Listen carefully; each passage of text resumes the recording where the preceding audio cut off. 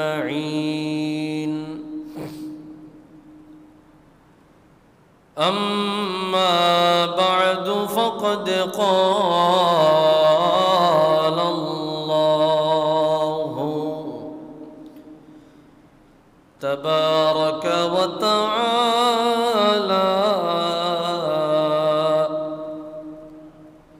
في شان حبيبه مخبرا وآمرا إن الله وملائكته يصلون على النبي يا أيها الذين آمنوا صلوا عليه وسلموا تسليما. اللهم صل على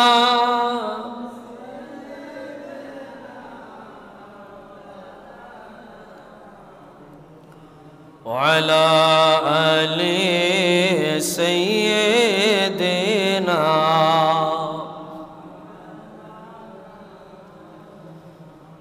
اللهم صل على سيدنا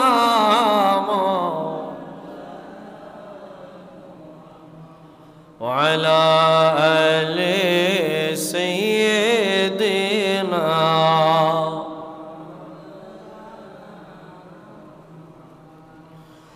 প্রাণের নবীজি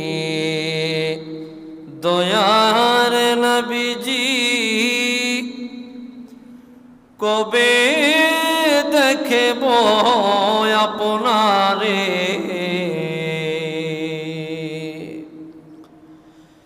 ধন্য করেন আমাদের জীবন দিয়ে আপনার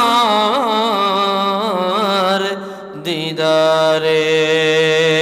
আল্লাহুম্মা সাল্লি আলা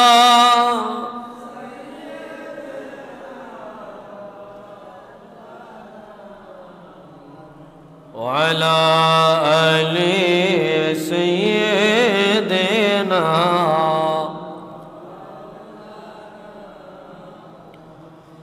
একটু মোহব্বতের জবান খুলে নবীজির উপর দরুদ পড়ি। আল্লাহুম্মা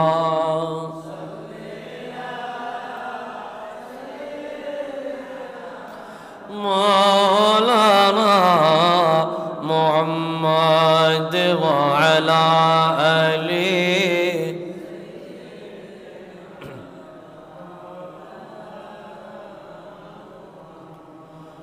এই দুনিয়া হইল সৃজন দয়াল নবী আপনারি যে উসিলায় আপনি বিনে উম্মত থাকবে কিয়ামতে অসহায়। আল্লাহুম্মা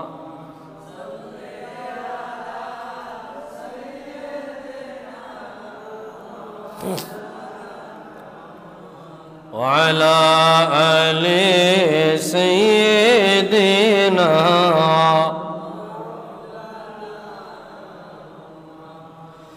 দেখব কবে সবুজ গম্বুজ সালাম দিব সেখানে সহে না মন সহে না দিল নবী আপনার বিঘনে আল্লাহুম্মা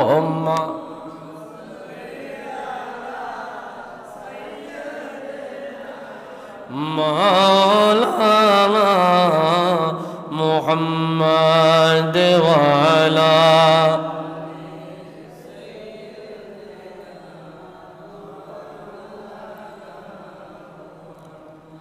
একটু মোহব্বতে জিকির করি লা ইলাহা ইল্লাল্লাহ লা ইলাহা ইল্লাল্লাহ মোহব্বতে লা ইলাহা ইল্লাল্লাহ লা ইল্লাল্লাহ সবাই লা ইলাহা ইল্লাল্লাহ লা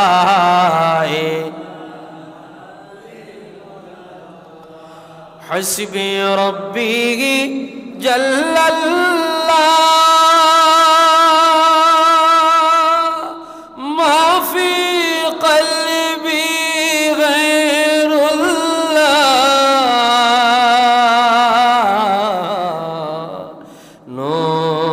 মোহাম্মদ সাল্লাল্লাহু লা ইলাহা ইল্লাল্লাহ জোরে লা ইল্লাল্লাহ লা ইলাহা ইল্লাল্লাহ লা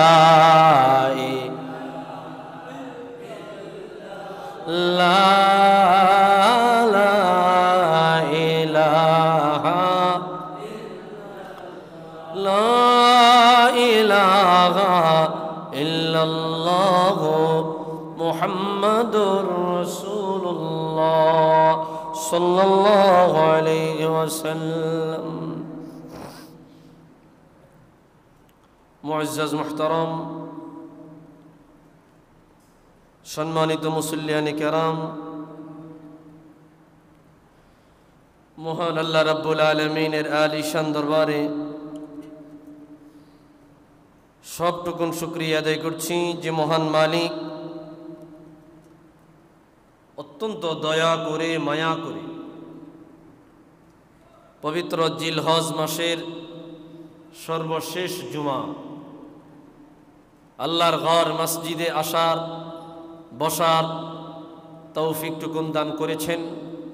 এজন্য সকলেই একবার রব্বে করিমের আলিশান দরবারে কালিমাতুশ শুকর আদায় করি, জবান খুলে দারাজ দিলে মোহব্বতে পড়ি আলহামদুলিল্লাহ। লক্ষ কোটি দরুদ আর সালাম তার চেয়ে অনেক বেশি আল্লাহর সৃষ্টির প্রধান আকর্ষণ শামসুল হিদায়াত বদরুদ্দুজা নূরুল হুদা হাবিবে খুদা সৈয়দুল ওয়ারা সৈয়দুল মুরসলিন ইমামুল কিবলাতাইন সৈয়দুল কওনাইন ওয়াস-সাকলাইন নবিয়ুল হারামাইন আশ-শরীফাইন জদ্দুল হাসনাইন রাহাতুল আশিকিন সৈয়দুল আরিফিন শাফিউল মুজনিবিন খাতামুন নবিয়্যিন ওয়াল মুরসালিন রাহমাতুল লিল আলামিন সৈয়দুল আতকিয়া ইমামুল আসফিয়া সাকিউল কাউসার শাফিউল মাহশর মদিনা কা তাজদার আফতাব নবুয়ত শাহিনশাহ রিসালত হুজুর আকরম নূরে মুজস্সম হাবিবুল্লাহ খলিলুল্লাহ নূরুল্লাহ উলদ আদম সফিউল্লাহ বিশারত ঈসা রূহুল্লাহ মুহাম্মদ ইবনু আব্দুল্লাহ ইবনে আব্দুল মুত্তালিব ইবনে হাশিম ইবনে আব্দুল মান্নাফ। সকলেই জবান খুলে দারাজ দিলে মোহব্বতে পড়ি সাল্লাল্লাহু আলাইহি ওয়াসাল্লাম।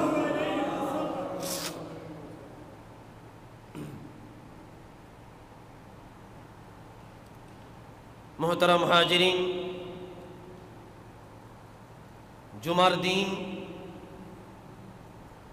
জুমার দিন সপ্তাহে শ্রেষ্ঠতম দিন।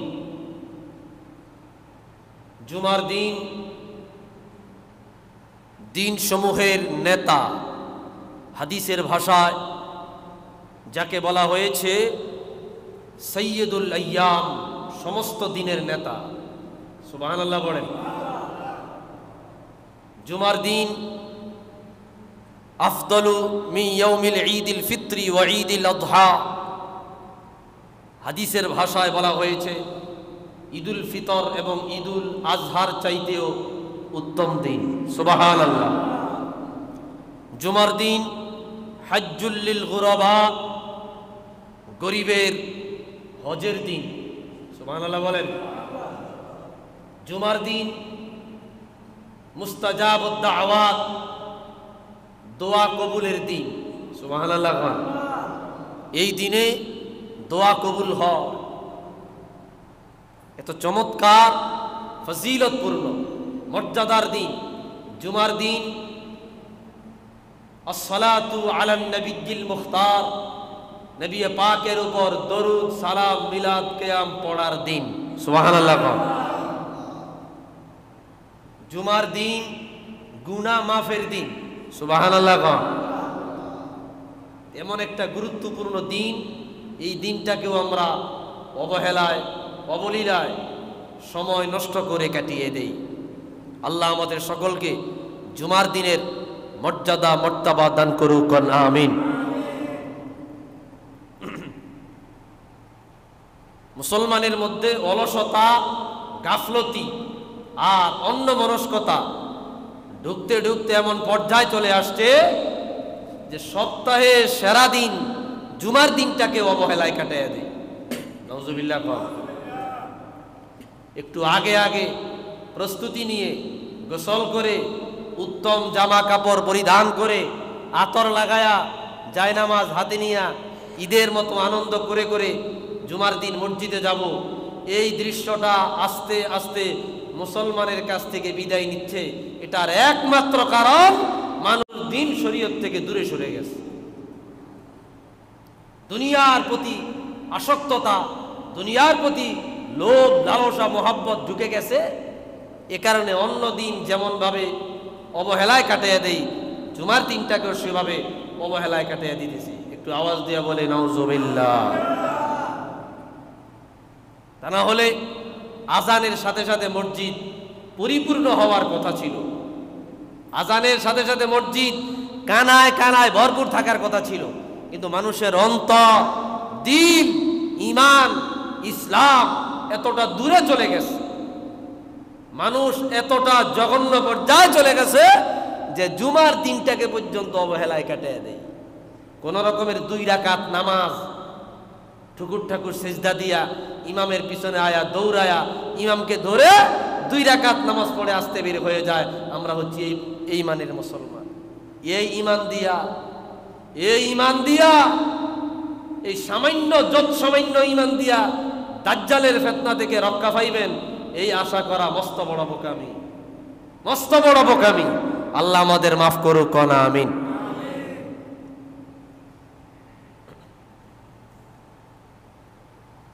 ভাইরা আমার, আজকে আমাদের আলোচনার আলোচ্য বিষয় কবিরা গুনাহের বিবরণ। মানুষ এমন একটা যুগ, এমন একটা সময় আমরা অতিক্রম করছি যে সময়টার কদমে কদমে গুনাহ হচ্ছে, নজরে নজরে গুনাহ, শব্দে শব্দে গুনাহ। আপনি যেদিকে লক্ষ্য করবেন গুনাহ, যেদিকে যাইবেন গুনাহ, যেই বিষয়টা নিয়েই চিন্তা করবেন কোনো না কোনোভাবে মানুষ ইচ্ছায় হোক অনিচ্ছায় হোক একটা না একটা অন্যায় কাজে প্রতিনিয়ত লিপ্ত হচ্ছে। কথা বলেন, হয় কেউ সগীরা গুনাহ, না হয় কেউ কবিরা গুনাহ। আর এই অবস্থায় গুনার বোঝা বহন করে আল্লাহর বান্দারা দুনিয়া ত্যাগ করছে। কবরে চলে যাচ্ছে। যত সামান্য দুই একজন পাওয়া যায় যে ইন্তেকালের আগে তাওবা ইস্তেগফার নসিব হয়েছে, আর বাকি কারোরই নসিব হয় না। গুনার বোঝা মাথায় নিয়ে তারপরে কবরে পাড়ি দেয়, এক অনন্তকালের সফরে চলে যায়।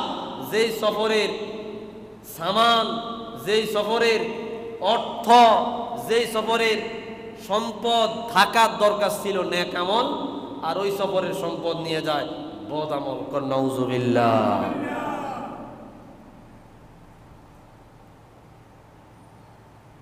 ভাইরা আমার,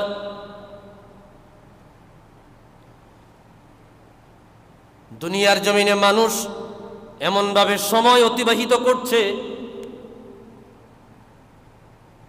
মানুষের অন্তর গুনায় কালো হয়ে গেছে, অন্তর জর্জরিত হয়ে গেছে, কলবের প্রত্যেকটা জায়গায় কালো দাগ পড়তে পড়তে সাদা কলব কালো হয়ে গেছে।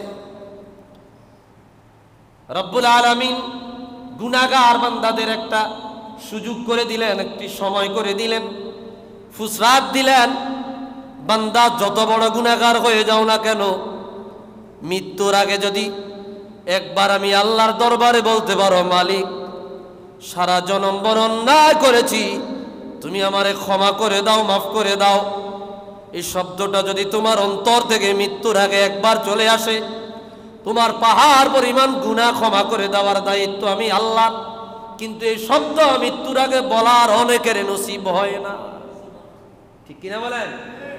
অনেকের নসিব হয় না। ভাইরা আমার, কোরআনুল কারীমে আল্লাহ রাব্বুল আলামিন স্পষ্ট শব্দে জানায়া দিলেন,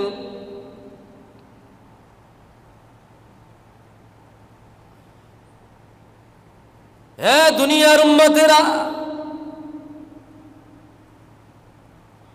তোমরা যখন তোমাদের নিজেদের নফসের উপর জুলুম করবে, অন্যায় করবে, যখন তোমরা গুনার কাজে লিপ্ত হয়ে যাবে, অপরাধের কাজে লিপ্ত হয়ে যাবে, তুমি যখন চিন্তা করবে তোমার মাধ্যমে এত পরিমাণে গুনাহ জর্জরিত হয়ে গেছে, গুনাহ সংগঠিত হয়ে গেছে, অন্যায় সংগঠিত হয়ে গেছে, তো তোমাকে আমি আল্লাহ আশার বাণী শুনাইলাম, তোমাকে আমি আল্লাহ ক্ষমার বাণী শুনালাম।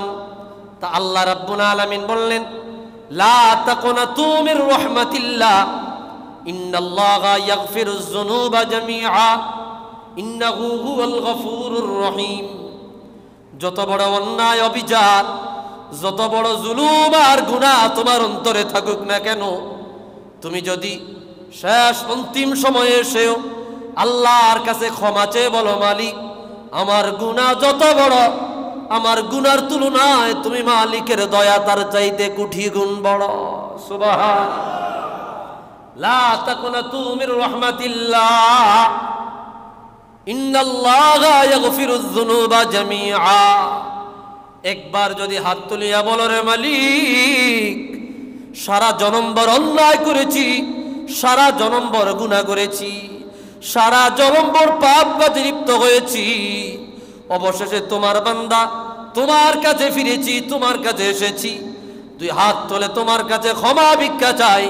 আল্লাহ রাব্বুল আলামিন বলে, ইন্নাল্লাহা ইয়াগফিরুয যুনুবা জামিআ, আমি মালিক আরশ আজিমের মালিক ঘোষণা দিলাম, তোমার গুনাহ যত বড়, যত পরিমাণ, তোমার গুনাহ যদি আসমান পরিমাণ হয়ে যায়, তোমার গুনাহ যদি রে আমি আল্লাহর আরশ আজিমের নিচ বরাবর হয়ে যায়, তোমার গুনাহ যদি तमाम দুনিয়ার খালি জায়গা করো পরিপূর্ণ হয়ে যায়, অতঃপর বলো, লা তাকুনাতু মির রাহমাতিল্লাহ, আমি আল্লাহর রহম থেকে দূরে না গিয়া একবার যদি বলো, মালিক আমারে ক্ষমা করে দাও, ইন্নাল্লাহা ইয়াগফিরুয যুনুবা জামিআ, আমি মালিক ঘোষণা দিলাম তোমার সমস্ত গুনাহগুলো ক্ষমা করে, অন্যায়গুলো ক্ষমা করে, অপরাধগুলো ক্ষমা করে আমি মালিক তোমাকে জান্নাতের মেহমান বানায়া দেব। ইন্নাহু হুয়াল গফুরুর রহিম, ক্ষমা করার জন্য, দয়া করার জন্য, জান্নাতি বানায়া দেওয়ার জন্যই তো আমি মালিক বসে আছি। সুবহান। তো কয়জনের ভাগ্যে নসিব হয়? বিনা প্রিপারেশনে, বিনা প্রস্তুতিতে অনন্তকালের সফরে চলে যাচ্ছে। কবর এত বড় সফর, যার সূচনা পাওয়া যায়, অন্তিমতা নাই, যার বিদায়াত আছে নিহায়াত নাই, শুরু আছে শেষ নাই। কথা বলেন না? কষ্ট হইতেছে আপনাদের? সামান্য 3 মাস 4 মাসের সফরে বের হলে জামা কাপড়, ওষুধপত্র, হ্যাঁ ঠিক কিনা বলেন, টাকা পয়সা যা যা প্রয়োজন হয় সব সঙ্গে করে নিয়ে যায়। 3 মাসের সফর, 3 বছরের সফর, অথবা যেই কয়দিনের সফরই দুনিয়ার মানুষ করে, প্রয়োজনীয় বিষয়বস্তু জিনিসপত্র নিয়ে যায়।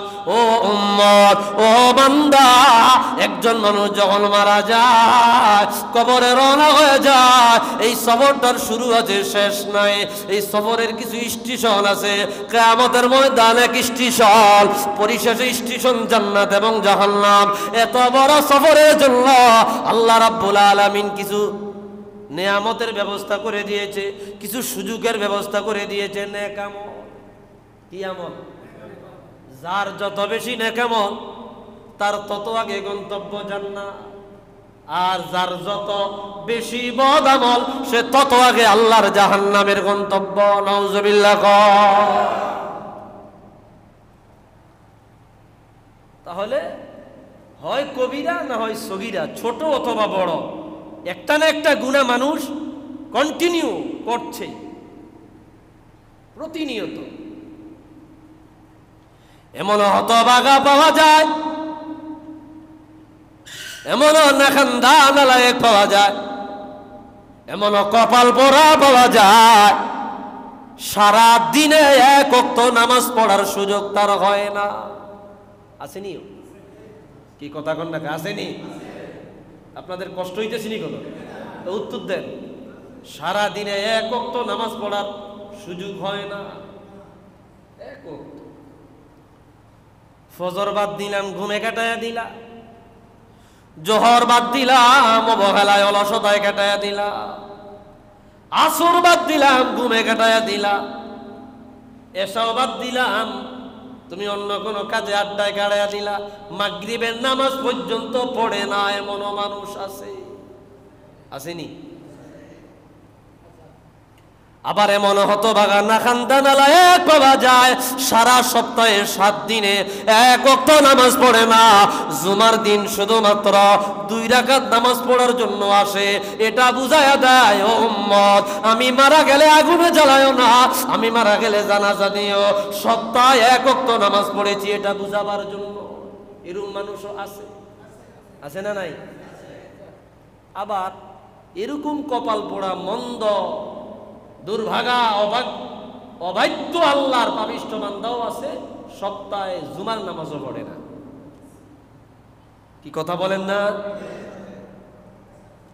তো কদমে কদমে গুনাহ, পরতে পরতে গুনাহ, নামাজ ছেড়ে দেওয়া গুনাহ, জবান গুনার কাজে ব্যবহার হচ্ছে, অন্যায় কাজে ব্যবহার হচ্ছে। যে বেশি কথা বলে সে বেশি বিপদে পড়ে। যে বেশি কথা বলে বেশি বিপদে পড়ে। জবান এটা এমন একটা জিনিস, আপনি যখন কথা বলবেন না, আপনি যখন কথা বলবেন না, কোনো শব্দ জবান দিয়ে বাইর করবেন না, তখন আপনি হয়ে যাবেন ওই কথার মালিক, ওই শব্দের মালিক, ওই শব্দ আপনার গোলাম। আর আপনার জবান দিয়ে যখন অনিচ্ছায় হোক ইচ্ছায় হোক একটা শব্দ বের হয়ে যাবে, তখন আপনি হয়ে যাবেন ওই শব্দের গোলাম। আমি এটা কি বললাম, এটা কি বললাম আমি, তখন চাইলে ওই রিটার্ন ওই শব্দটায় ফিরিয়ে আনা যায় না। কথা বলার আগে মানুষ থাকে ওই কথার মালিক, আর কথা বলে ফেললে মানুষ হয়ে যায় ওই কথার গোলাম। জবান দিয়ে অনবরত গুনাহ, গালিগালাজ, মিথ্যা, গীবত, শেখায়াত, পরের নিন্দা, এই জবান দিয়ে অনবরত বের হচ্ছে। আল্লাহ কথা বলে দিলেন, মা ইয়ালফিজু মিন কাউলিন ইল্লা লাদাইহি রাকিবুন আতীদ। একটা শব্দ বের করো, তোমারও একটা শব্দ অনুরূপ লিখে রাখার জন্য একজন দায়িত্বশীল নিযুক্ত। আল্লাহু আকবার। একবার সুবহানাল্লাহ বলছেন, একজন দায়িত্বশীল নিযুক্ত লিখে রাখছে, লিখে রাখছে। মা ইয়ালফিজু মিন কাউলিন, কোন একটা শব্দ জবান দিয়া বের করিলা, সাথে সাথে লিখে রাখা হয়, সাথে সাথে লিখে রাখা হয়। ও বন্ধুরে, গালিগালাজ করিলা, অন্যায়ভাবে কারোকে মিথ্যা অপবাদ দিলা, গীবত গাইলা, শিকায়াত করিলা, পরে নিন্দা করিলা, জবান দিয়া যা বের হয় তাই সাথে সাথে লিখে রাখা হয়। এই জন্য জবান দিয়েও মানুষ প্রতিনিয়ত গুনাহ করে। ব্রেন, মানুষ ব্রেন দিয়ে চিন্তা করে,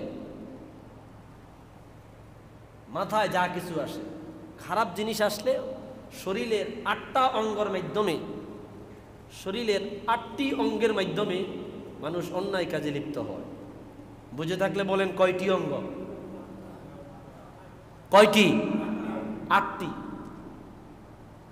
ইমাম হুজ্জাতুল ইসলাম ইমাম গাজ্জালি রাহমাতুল্লাহ আলাইহি মুকাশাফাতুল কুলুব আল মুকাররাব ইলা হাদরাতি আল্লামিল গায়ুব এই কিতাবের মধ্যে আলোচনা এনেছেন, 8টি অঙ্গের মাধ্যমে মানুষ গুনার কাজে লিপ্ত হয়। নাউজুবিল্লাহ বলবেন না?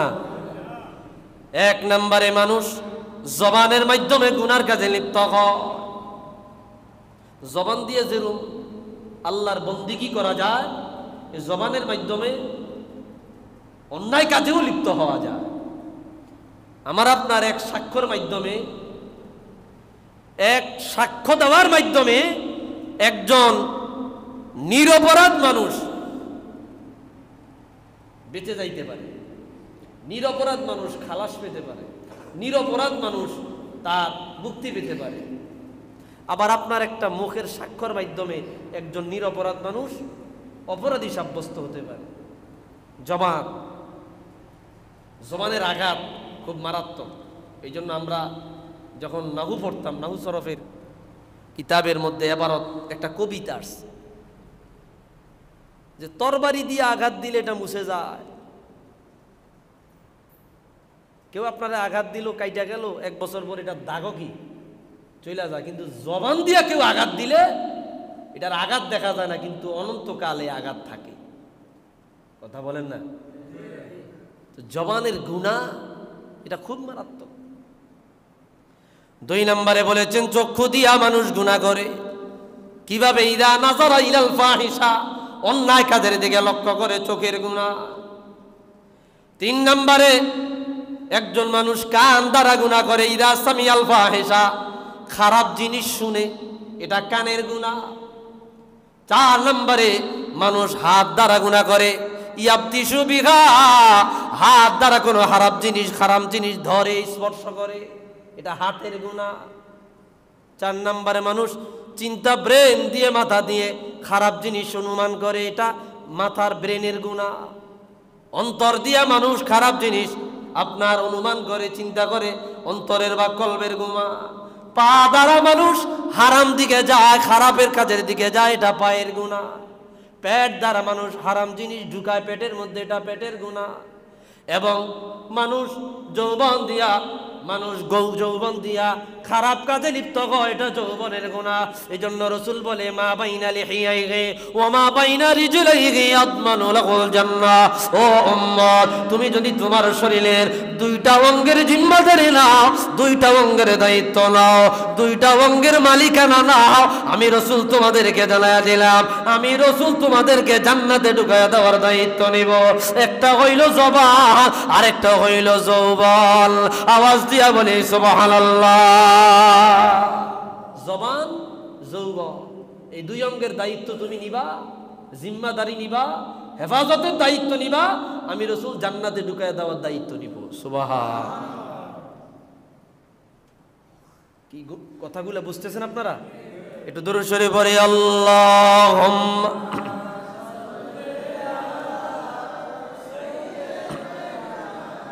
মাওলানা ওয়া আলি সাইয়্যিদিনা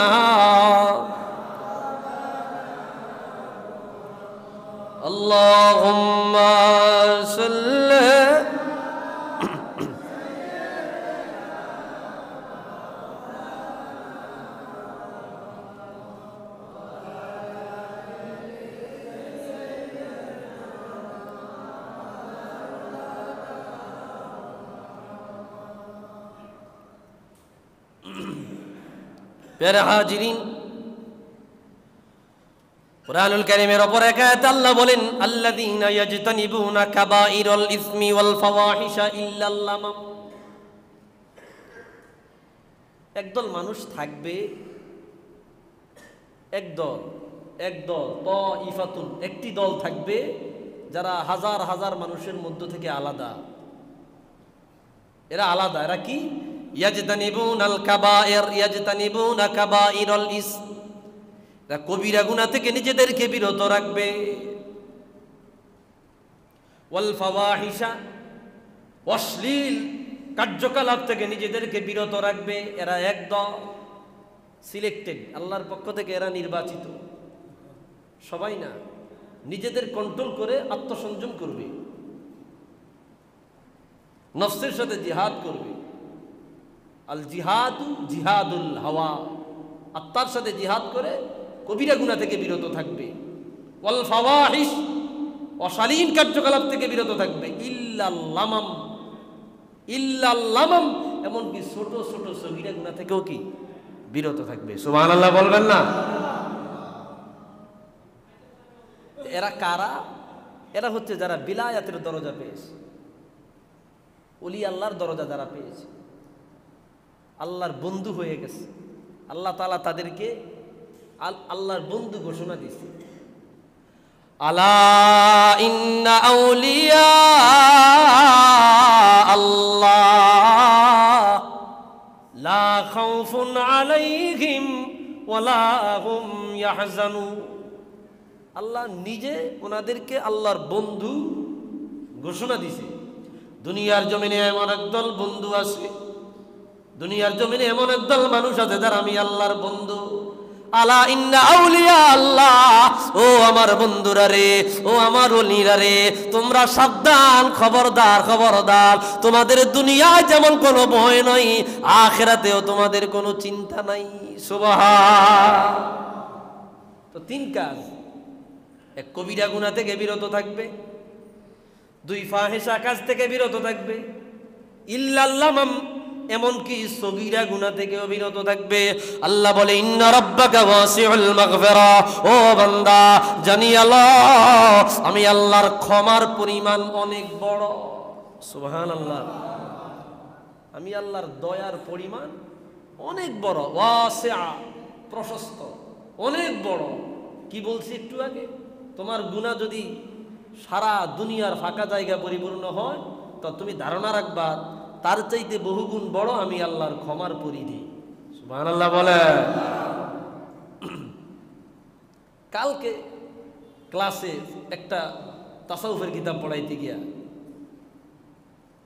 একটি ঘটনা পড়িয়েছি। কানা শাবুন ফি বনি ইসরাঈল, বনি ইসরাঈলের যুগে একজন টাটকা যুবক এত পরিমাণে আল্লাহ নাফরমানি করেছে, আল্লাহর বিরুদ্ধাচরণ করেছে। ফাআওহাল্লাহু ইলা মূসা আন ইয়াখরুজাহু মিনাল বালাদ, ওহী নাযিল করে দিল মূসা নবীর প্রতি। আমার আল্লাহ বলল, রে মূসা, এই লোকটাকে এলাকা থেকে বের করে দাও, অমুক গ্রামে নিয়ে দিয়ে আসো, শহর থেকে গ্রামে দিয়ে আসো। আবার ওহী নাযিল করলো, ইয়া মূসা উখরুজহু মিনাল কারিয়াতি ইলাল মাসদিল ইলাল মাজারিফ, এই লোকটাকে গ্রাম থেকে এমন একটা জায়গায় বের করে দাও যেই জায়গায় পানি নাই, যেই জায়গায় খাদ্য নাই, যেই জায়গায় খাবার নাই, যেই জায়গায় মানুষের চলাচল নাই, জনবসতি নাই। তো সে কত বড় নাফরমান!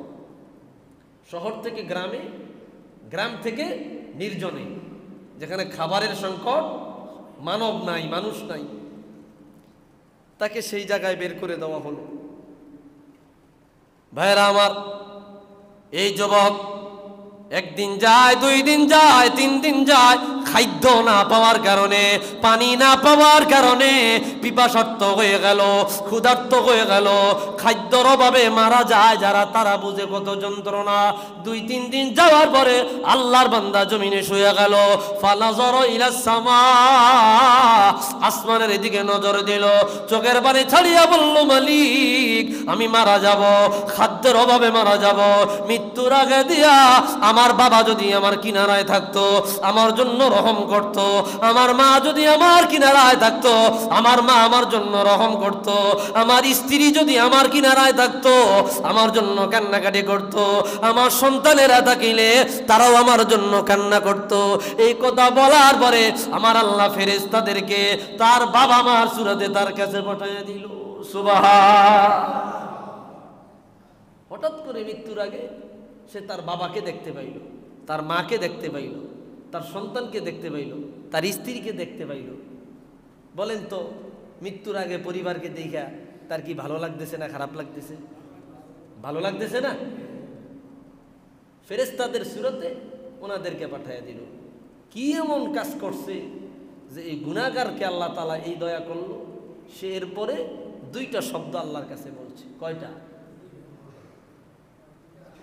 এক নম্বরে বলেছে, মালিক তুমি আমাকে শহর হারা, গ্রাম হারা, পরিবার হারা করায়া আমার মধ্যে যে বিচ্ছিন্নতা করে দিয়েছো, আমার মৃত্যুর পরে আমাকে জান্নাত থেকে ওই বিচ্ছিন্নতা করো না। সুবহানাল্লাহ। আর আমার পরিবার পরিজনের কারণে আমার অন্তরে যে আগুন জ্বালাইছো তুমি জাহান্নামে আমাকে আর ওই আগুন জ্বালাইও না। আল্লাহু আকবার। এই দুই শব্দ আল্লাহর কাছে এত ভালো লাগছে। লোকটা মারা গেছে, মুসা নবীর কাছে আল্লাহ ওহী নাজিল করলো, রে মুসা আমি একটু আগে বলেছি মৃত্যুর আগে যদি তওবা নসিব হয়ে যায়, মৃত্যুর আগে যদি আল্লাহর দরবারে ক্ষমা নসিব হয়ে যায়, যত বড় পাপী হয়ে যান না কেন, যত বড় অন্যায়কারী হয়ে যাও না কেন, আল্লাহর ক্ষমা এত বড়, আল্লাহর দয়া এত বড়, যত বড় গুনাহগার আল্লাহর দয়া তার চাইতে বড়। সুবহান।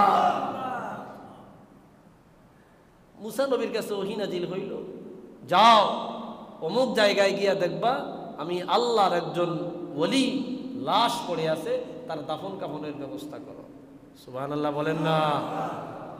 মুসা নবী গিয়া দেখলো, এই তো সেই যুবক। মালিক ওনারা তো অন্যায়ের কারণে বের করে দিয়েছি, বলে আগে অন্যায়কারী ছিল, এখন সে আমি আল্লাহর বন্ধুতে পরিণত হয়েছে। সুবহান। এটাই হচ্ছে আল্লাহর দয়া। কি বলেছি?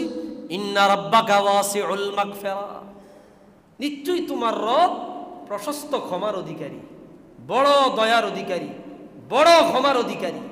কত বড় ক্ষমাশীল যে তোমার গুনাহ যত বড় তার চাইতে বড় হচ্ছে মালিকের দয়া। সুবহান। ভাইরা আমার,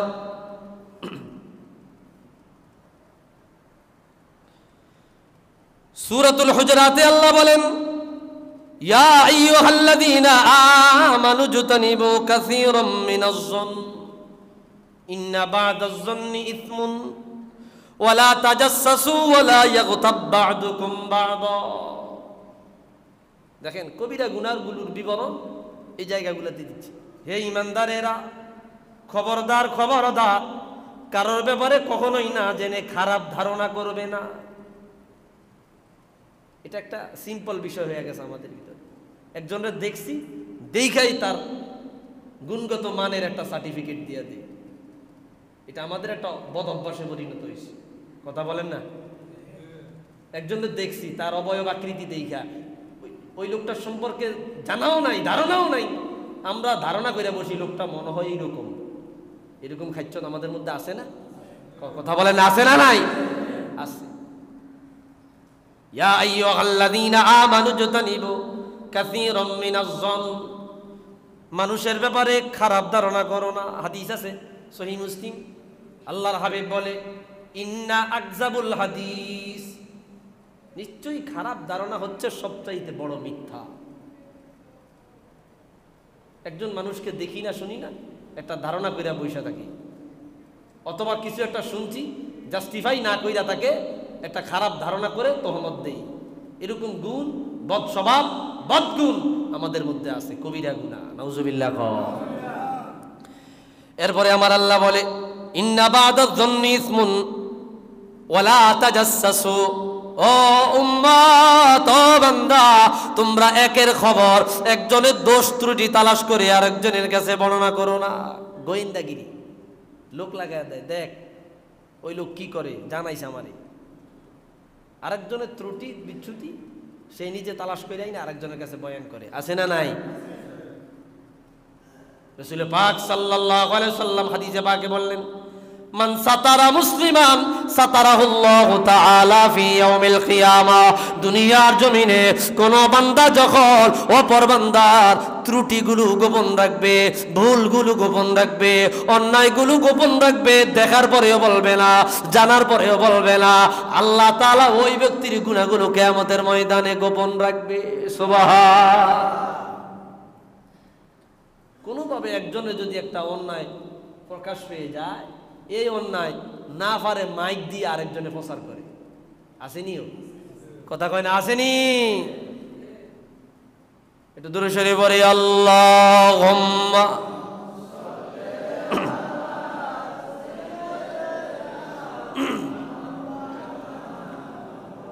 ওয়া আলা আলি সাইয়্যিদিনা।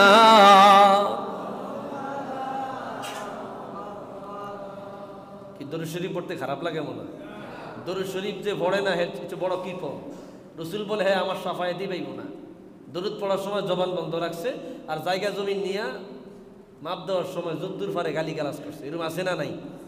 জবান তখন ব্যবহার হয়, আল্লাহ রাসূলের জিকিরের সময় জবান ব্যবহার হয় না, এটা ভালো না। একটু মহব্বত আওয়াজ দিয়ে দরুদ শরীফ পড়ি, আল্লাহুম্মা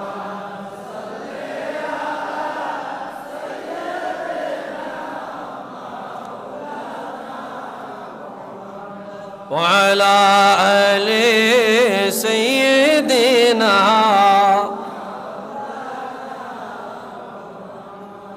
ভাইরা আমার গভীর মনোযোগ। তো রাসূল আল্লাহ রাব্বুল আলামিন বললেন, একের দোষ আরেকজনের কাছে তোমরা বর্ণনা করে দিও না।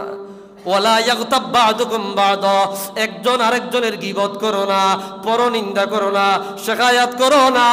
আইয়ুহিব্বু আহাদুকুম মাইয়াকুলা লাহমা আখিহি মাইতান ফাকারিহতুমু।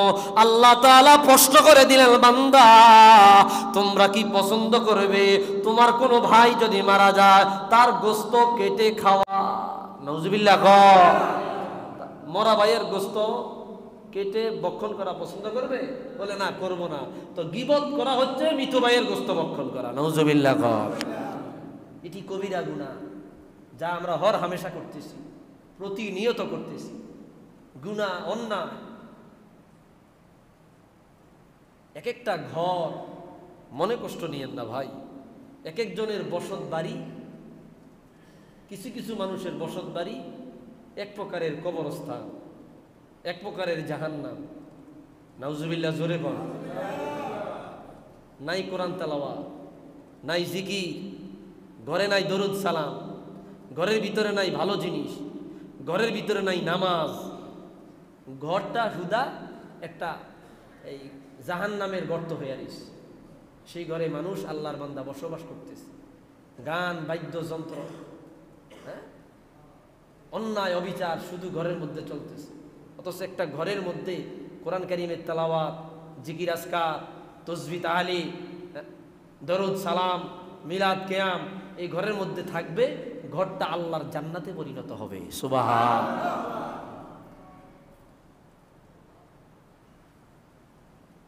ভাইরা আমার, তো যে কথা বলতেছিলাম, একে অপরের গীবত, পরনিন্দা, শেখায়াত, এগুলা থেকে মুক্ত থাকা। এগুলা যদি কেউ করে, এগুলো যদি কেউ করে, যদি এগুলো কেউ করে, তাহলে সে মরা ভাইয়ের গোশত খাইল। নাউজুবিল্লাহ।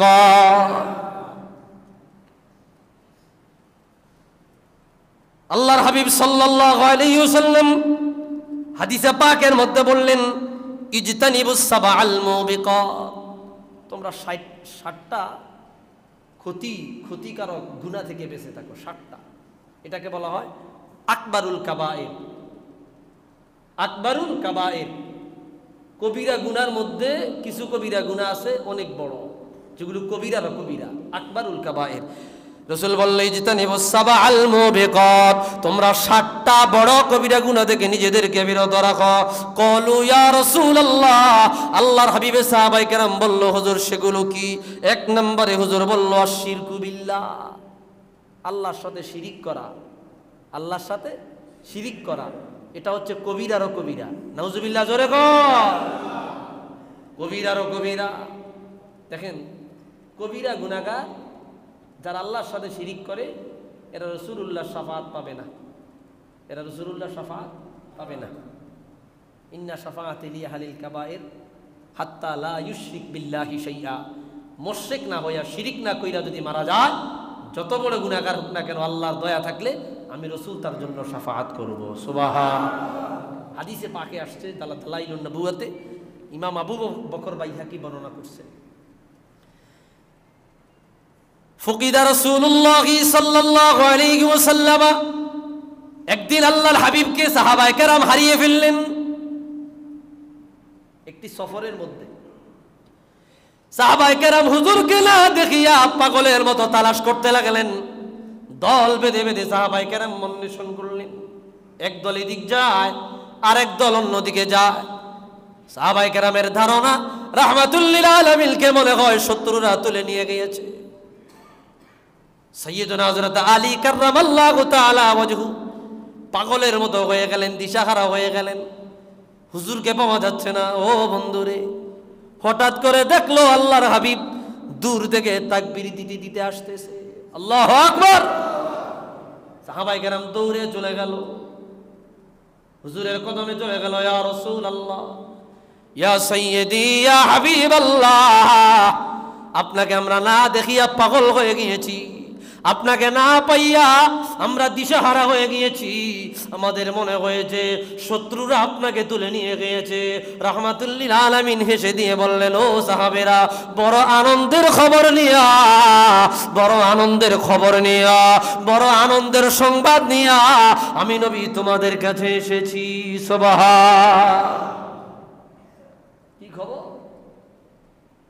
হুজুর বলল, আল্লাহর পক্ষ থেকে জিবরিল আমিন আমার কাছে এসেছে।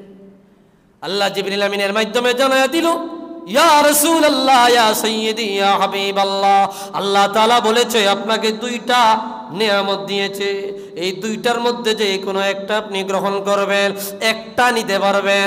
এক নম্বরে আল্লাহ বলেছে কিয়ামতের ময়দানে আপনার অর্ধেক উম্মতকে বিনা হিসাবে জান্নাত দেবে, আর বাকি অর্ধেকের হিসাব নেওয়া হবে।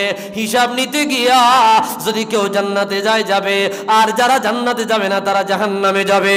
দুই নম্বর অফার, কিয়ামতের ময়দানে আল্লাহ তাআলা আপনাকে শাফাআতের মালিক বানায়া দিবে। সুবহান। হুজুর কয়, আমি দুই নম্বর যেই নেয়ামত আছে ওইটার উপর টিক চিহ্ন দিলাম। আমার অর্ধেক উম্মত জান্নাতে যাবে, আর অর্ধেক উম্মতের হিসাব হবে, আমার এটা দরকার নাই। বরংস শাফাআতের মালিক আল্লাহ আমারে বানাইছে, আমি শাফাআত কইরা পুরা উম্মতেই জান্নাতে নিয়ে যাব। সুবহান। ঘটনাটা কেন বলতেছি? সাহাবী একজন দৌড়ে আইলা, হুজুর আমারে শাফাআত করবেন? হুজুর বলল, ইন্না শাফাআতি লাক, তোমাকেও শাফাআত করবো। আর একজন দৌড়ে আইলো, হুজুর আমারে করবেন? আরেকজন দৌড়ে আসলো, হুজুর আমারে করবেন?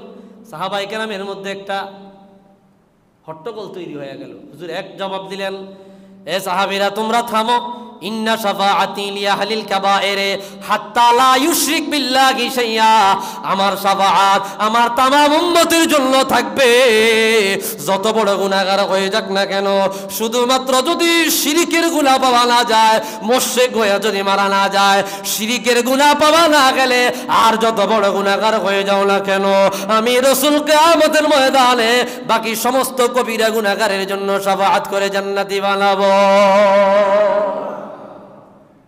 শিরিক করবে না তো আকবারুল কাবায়ের, যত বড় বড় কবিরা গুনাহ আছে 60টা বড় কবিরা গুনার মধ্যে একটা হলো আল-ইশরাকু বিল্লাহ, আল্লাহর সাথে শিরিক করা। ইচ্ছা অনিচ্ছা শিরিক হয়ে যায়, ইচ্ছা অনিচ্ছা মানুষ শিরিক করে ফেলে, ইচ্ছায় অনিচ্ছা মানুষ শিরিক করে ফেলে। শিরিকের প্রকারভেদ আছে, শিরকে আকবার, শিরকে আসগার, শিরকে জাতি, শিরকে সিফাতি, আল্লাহর সত্তাগতভাবে শিরিক, আল্লাহর জাতের সাথে শিরিক, বিভিন্ন রকমের আছে। আল্লাহ তাআলা সমস্ত শিরিক থেকে আমাদের হেফাজত করুক। আরো জোরে বলি আমিন। রাসূলুল্লাহর হাদিস, লা তুশরিক বিল্লাহ লাউ হুররিকতা ওয়ালাউ কুত্তিতা, যদি তোমার আগুনে জ্বালিয়ে দেওয়া হয়, দুই টুকরাও করে ফেলা হয়, তারপরে আমি আল্লাহর সাথে তোমরা অংশীদারিত্ব করো না। আল্লাহু আকবার। এটা আকবারুল কাবায়ের। 2 নম্বরে রাসূল বলল ওয়াসসিহর, জাদু টোনা করা, জাদু টোনা করা, এটা আরেকটা হইল, এটা আরেকটা বড় কবিরা গুনাহ। জাদু টোনা করা, বান মারা, ব্ল্যাক ম্যাজিক আছে না নাই? হ্যাঁ, ব্ল্যাক ম্যাজিক, জাদু, এটা এখন এই আধুনিক বিশ্বে এই বিষয়টা এখন ক্লিয়ার, স্পষ্ট। জিন এবং শয়তানের উপাসনা করে তাদেরকে ঘায়েল করে, জিনকে তো এমনি কবজা করা যায়। এটা রাসূলুল্লাহর অনেক হাদিস আছে যে জিনেরা একজনের উপর আরেকজন দণ্ডায়মান হতে হতে আসমান পর্যন্ত চলে যায়। আসমানে ফেরেশতাদের মধ্যে আল্লাহর পক্ষ থেকে কি কথাবার্তা হয়েছে এগুলা কান লাগায় শুই না, দুনিয়া আইসা কাহেন জাদুকরদের কাছে বর্ণনা করে। যখন ফেরেশতারা টের পায় শয়তান এগুলো শুনতেছে, তখন আগুনের ফুলকি তাদেরকে নিক্ষেপ করে। ফলে পুরা কথা তারা শুনতে পারে না, সংমিশ্রণ কইরা জাদুকরের কাছে বর্ণনা করে। নাউজুবিল্লাহ। কোন এই জন্য জিন কবজা করে, জাদুকররা শয়তানকে কবজা করে, ব্ল্যাক ম্যাজিক করে। নাউজুবিল্লাহ, জোরে বলা। যত রকমের বান, জাদু টোনা, ব্ল্যাক ম্যাজিক কল, এগুলো থেকে বাঁচার অন্যতম মহা ঔষধ আমার কাছে আছে। কি বলে দিব? হ্যাঁ, আলোচনার শেষের দিকে বলে দিব। সবচাইতে মহা ঔষধ, এটার উপরে আর কোনো ঔষধ নাই।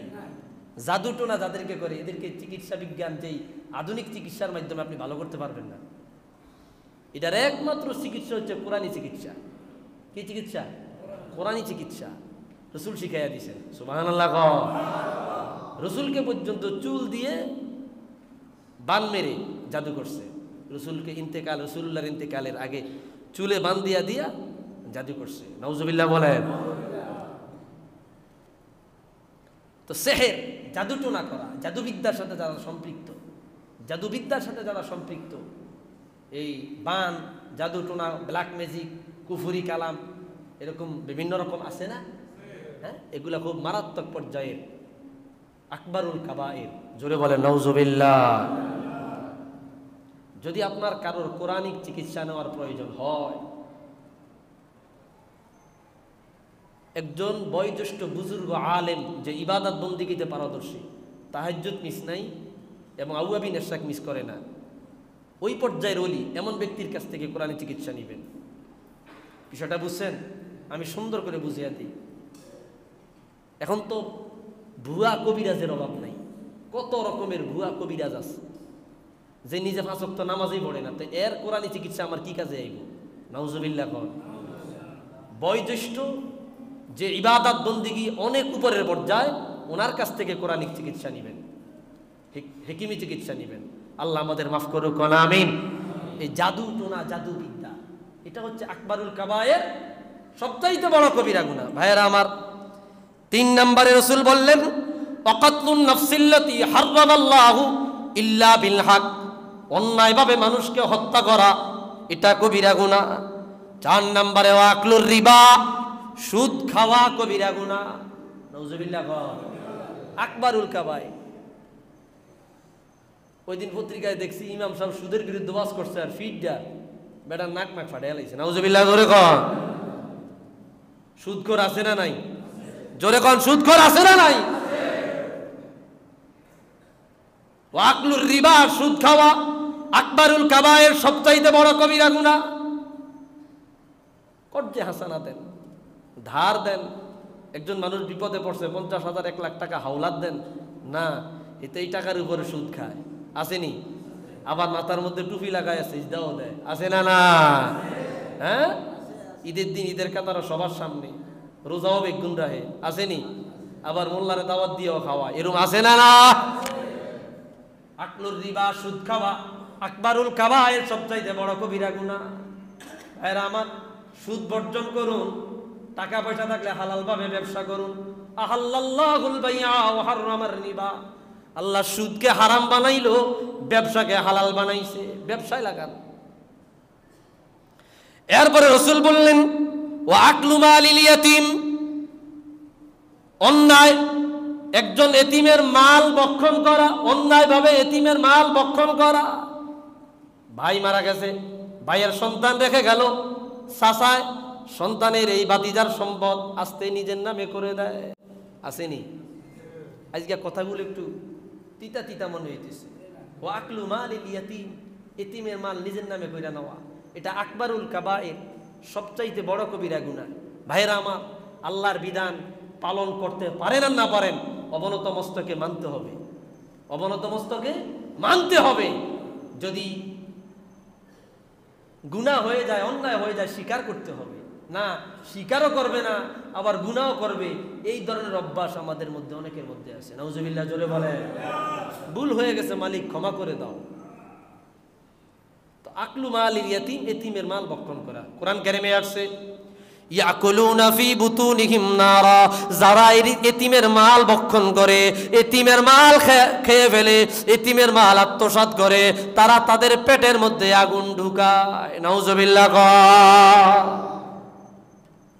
এটা আকবারুল কাবায়ের, বড় ধরনের কবিরা গুনাহ। ভাইরা আমার, এরপরে আরেকটা আছে, এই আরেকটা আছে ওয়াকসফুল মুহসানাতিল মুমিনাতিল গাফিলাত, ওয়াকসফুল মুহসানাতিল মুমিনাতিল গাফিলাত।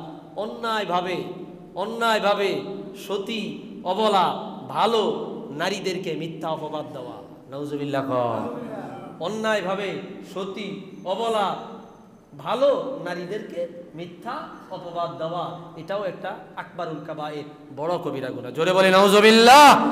ভাইরা আমার, আমি বলেছি আপনাদেরকে বলে দিব, আপনারা এই জিনগত সমস্যা,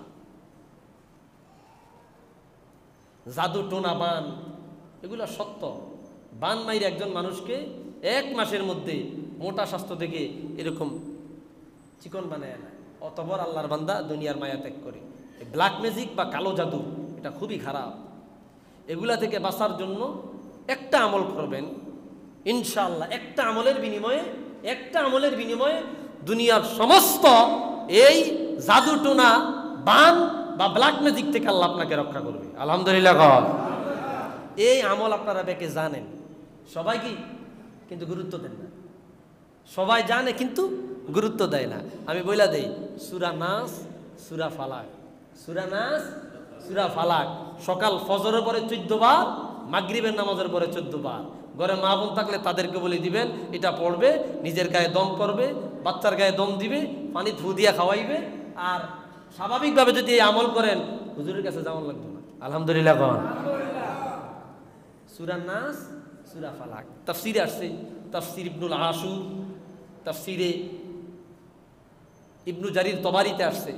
যখন সূরা নাস, সূরা ফালাক নাজিল হয়েছে, রাসূলুল্লাহর উপর এই সূরা রাসূল তেলাওয়াত করছে। কুল আউযু বিরাব্বিন নাস, এক আয়াত তেলাওয়াত করছে। চুল দিয়া হুজুরকে বান দিয়া যে সমুদ্রের মধ্যে ওই চুল নিক্ষেপ করা হয়েছে, এটা একটা বর্ণনা।